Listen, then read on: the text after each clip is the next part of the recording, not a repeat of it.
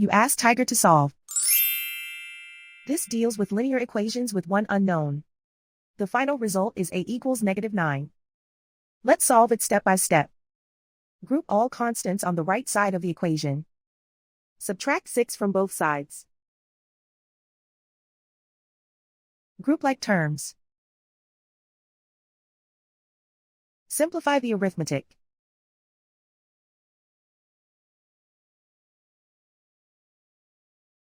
Isolate the a. Divide both sides by 2. Simplify the fraction. Find the greatest common factor of the numerator and denominator. Factor out and cancel the greatest common factor. And so the final result is a equals -9.